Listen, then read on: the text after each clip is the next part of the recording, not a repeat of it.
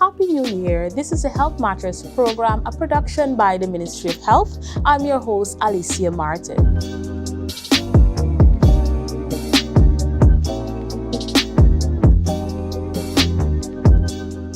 Today we'll be talking about voluntary blood donation, and joining me in the program is Dr. Pedro Lewis, the Director of the National Blood Transfusion Services. Welcome to the program, Dr. Pedro. It's always a pleasure to be on Health Matters. First, let me say Happy New Year to all my voluntary donors, especially to the viewers also. You guys have contributed well in 2024, and we're looking forward for your continuous support in 2025. I know we had added an additional 400 units last year to our voluntary pool of donation, and we're really thankful for that, and we're hoping that the public could continue supporting us and supporting patients. Indeed. And with that, today, Dr. Pedro, we're talking about voluntary blood donation. And so before we get into, how do you donate and all of that, let's talk a little bit about the National Blood Transfusion Services and some of the work that you guys do down there. Yeah, we continue to do blood collection. That there's our purpose. Sensitization, recruitment, collecting blood, screen blood, and distribute it to both public and health facilities, those organizations and those health facilities that utilize blood for patient needs. Of course, you will know that we're located in Region 2, Region 3. We had 4. There's a central blood collection site, Lamani Street. We're in Region 6, we're in Region 9, we're in Region 10.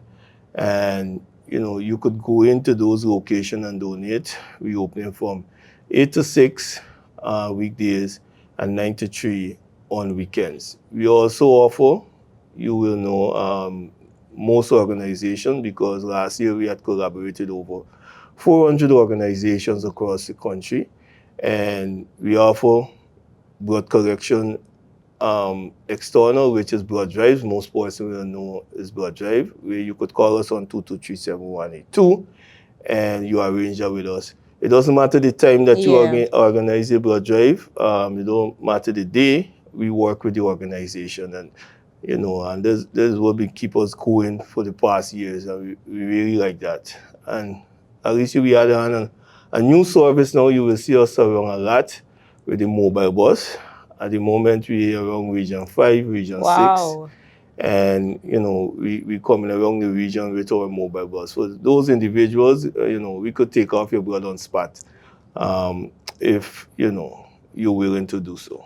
Awesome. Dr. Pedro, apart from the mobile bus, what other strategies have been implemented to increase blood donation across the regions? Great. We move around more. I mean, in the past, persons been coming in house in those areas that I mentioned, Region 9 and so on. And now what we're doing, we're moving around those regions. We're going and meet folks now in those regions, because we know sometimes transportation might be an issue, difficult with some individuals to go to those areas. And this is the reason why, we encourage blood drives at your organization. You could do it at any day, even if it's a holiday, you could do it. We accommodate persons when they have that time, right, to donate so that you could save lives. But you guys going across the regions and doing mobile collection, what has the response been like from persons in those areas? Great. So we started this year, and the response was great, especially in the areas of Region 5 and Region 6. We know those areas are more than likely community-based. They're less huge organization like Georgetown. So it's more than likely community-based, and we have been promoting this community blood drive. It's something unique to Guyana. There's no other country in the Caribbean that does this. So it's more like community-based at the primary healthcare level. So we use that level in order to collect blood and to meet people. Awesome. Dr. Pedro, for persons who haven't yet donated blood or maybe thinking about it, could you tell us what is the importance of, this action? Very important question. So The thing is that we still have a lot of persons who don't know the importance. Is the reason why they never approach it doing it until probably they got a relative in the hospital that need blood. So we encourage person not to wait. That's why we promote voluntary blood donation. You do this when you're happy, if you have a birthday, some sort of significant holiday you're celebrating, or a significant day that you're celebrating. Even at your organization level, whether it be a church, whether it be mass, whether it be mandir, you're celebrating a significant day. You call us and we could have that done. Don't wait until, a relative in the hospital, and then you do that at that particular point of time, you're anxious, person nervous and all of that. All the focus is on the relative in the hospital. So we encourage you to do that. So what you do, you by donating 1 unit of blood, you could save 3 lives, because of course 1 unit of whole blood, we could bring it down to platelets, plasma, and red cell. And even cryoprecipitate, that is very important to person with hemophilia. You transfuse those individuals and you save their lives. In addition to that, it does a lot as you as an individual. You get to get rid of the bad fat, we know that cholesterol, triglycerol, prevent heart issues, heart complications. So by doing that, you decrease your risk of a lot of complications. So we encourage persons, to donate, so as you could, be a healthy individual as an individual as a whole, and in doing so, you could save 3 lives. Definitely. Thank you so much, Dr. Pedro. We're going to go into a short break and be right back on voluntary blood donation.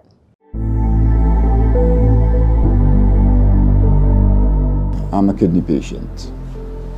I used to be very healthy and hardworking, but as soon as I got over 60, the doctor diagnosed me with kidney disease. Without blood, you're very weak, so you have to get blood from time to time. I find it very difficult when I don't get blood. I would encourage anyone who can donate to do so, because it saved my life and it can save many others.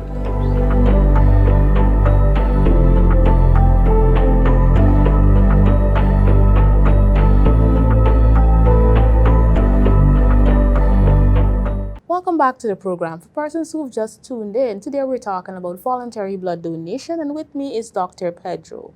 Dr. Pedro, who can donate blood? Okay, great questions.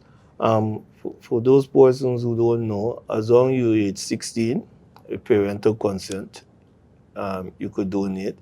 Up to age 65, we use that number as a benchmark, but you could donate after age 65, of course, if you get a pass from your medical doctor. Or you come to the blood bank and, I'm there and I see you and, you don't have no sort of medical history or so on, or medical problem, you could donate blood past the age of 65. And we have many donors like that.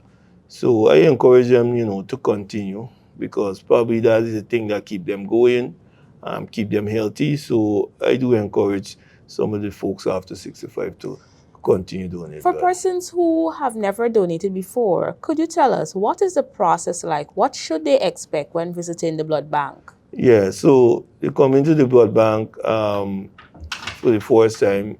We register you. First, we make sure that you didn't donate. You're not in the system. So make sure that everything is clear with your previous donation. So you enter into the blood bank or the collection site, and we take down your information and registration. We do encourage persons to walk with your ID card, because we really want your correct name, the correct spelling of your name and so on, so that we could enter it into our new software that we have. So in case we need of a particular blood group, we could call you back, or, where we do the tele-recruitment process in the blood bank. So we make sure we register you. You enter into the screening room where we ask you questions. And these questions it's kind of personal question here, but it's not that we want to know your business, basically. But at the blood bank, our focus is on the person who is receiving the unit of blood. So we ask you some questions. They don't take long, about 6 or 7 minutes, to make sure that there's no risk. If you have tattoo, Yeah. if you have ear piercing, and so on.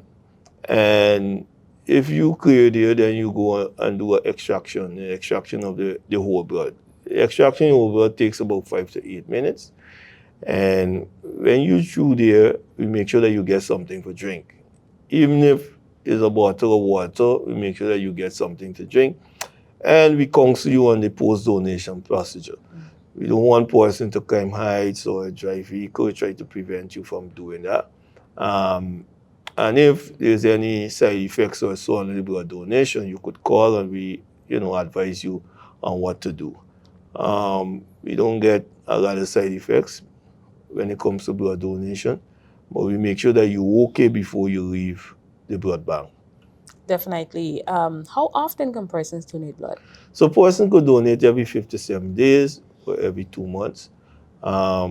We encourage persons to, do it regularly. The regular donation good. At this particular point in time, I think like 80% of our donors are regular donors. This is a person that comes at least 2 times or twice a year for blood donation. Okay, I know safe blood is important. So let's talk a little bit about storage. How is blood stored at the blood bank? Great. So this is the reason why we fractionate the blood into components, because each one of the components is being stored differently or stored at different temperature.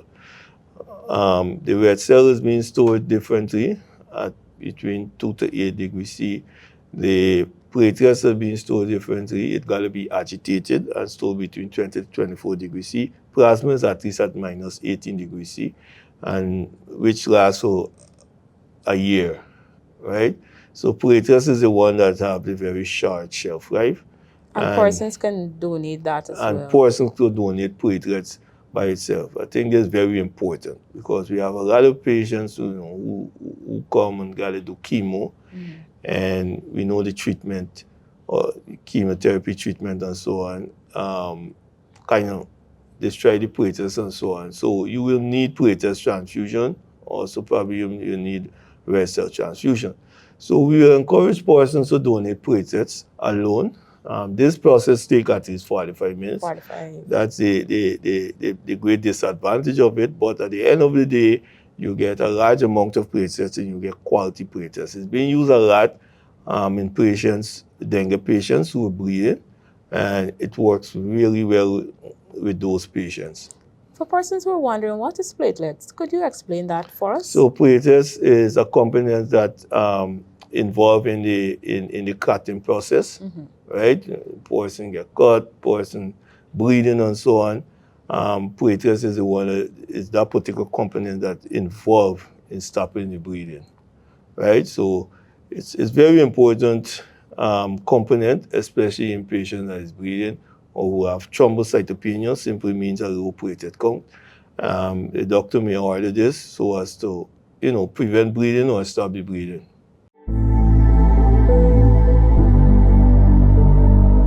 When he was a child, different sickness like come about, and then we bring him here and they diagnose him with sickle cell and thalassemia.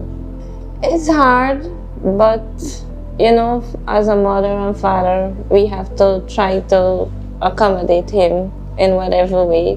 Life is not the same, but we try to make everything work in possible way, like reaching out to people that you could go and donate blood. Having the blood make a difference for he and for us. For those people who donating, you guys keep donating and you're doing a good job. And whoever thinking about it, come and donate blood. I want to thank my mommy and daddy for being there for me. I want to encourage persons to come and donate blood.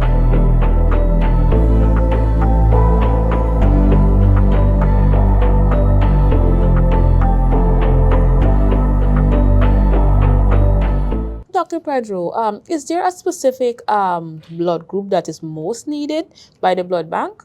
Yeah, I think it's a very important question, because most persons may meet me on the road and say, listen, I'm O positive and I'm the most needed one. But the thing is that every single blood group is needed at the National Blood Transfusion Service. every single blood group is very important, right, when treating patients.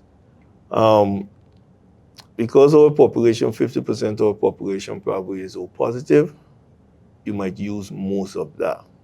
But you got to remember there are other percentage of patients with other groups that they come into the hospital. Yes. So everybody is needed, right? All groups are needed at the National Blood Transfusion Service. So we encourage everybody to come and donate. When you come into the blood bank, unless persons want to know the blood group, we don't really check it, because we know a unit of blood is a unit of blood, and a unit of blood is very important. A Yep. unit of blood saves 3 lives, and it's all about unit of blood. We don't say a O positive or a B positive unit of blood. We say a unit of blood, which means all blood, whatever group it is, It matters. it matters. And, especially now, in the month of January, we come out of the Christmas seasons. Yeah. We voluntary donors, they need a little reminder. And I think this is why, program like this is very important. So that we could remind, our voluntary donors to come in and donate. The other thing that is important is that now, persons in Canada, persons in North America usually celebrate World Blood Donors Day in January, right? We in the Caribbean, we celebrate it on 14th of June. But the reason why, they will put it on in January month is because we know about the winter season and so on. And it's a form of encouraging persons to beat the cold and so on, and come in and donate. The other thing that is important that I need the viewers to know is that sometimes they may see, patients pop up on Facebook that they need blood and so on. So it's very, because the other day there was a patient on the Facebook, but the person is not from Guyana, and person's been sharing it. It's good, right, to kind of raise awareness that, there are individuals out there that still need blood, but sometimes, it kind of put persons in anxiety and get them anxious and so on. That's why in Guyana, we took that particular step to encourage persons to donate voluntarily. Not, we don't encourage paid donation, we don't encourage person being forced to donate and all of that. We educate you on the importance of doing it. And there's a reason why we have so many voluntary donors, and there's a reason why we're so successful at the amount of units of blood that we collect every year, and we could increase the amount by educating people. So people are being aware of the importance of blood more than before, and this is something that, we want to move forward with as much as possible. We want to use all the media possible. We encourage organizations to do so. I was very impressed in December with, one of the organization or organization which we go and collect blood voluntarily. We do blood drive with. Put out a nice piece, congratulating the staff who are donated throughout the year. And I think this is a step that all the organization could do. Yeah. Something little, put out the name of the staff who donated and so on. We encourage that in those so organizations. So we can celebrate our donors. Yeah, so we could all celebrate our donors. So a win for the organizers, a win for the entire system, Yes. the blood system. So I think it's very important. Definitely. Thank you so much, Dr. Pedro, for joining us in the program. And I just want to encourage you to keep up the good work that you and your team has been doing over there at the National Blood Transfusion Services. Thank you. Thank you for having me, and thanks to the voluntary donors out there. Thank you. Remember, 1 unit of blood can save up to 3 lives. Thank you for joining me in the program. I'm Alicia Martin, saying goodbye for now.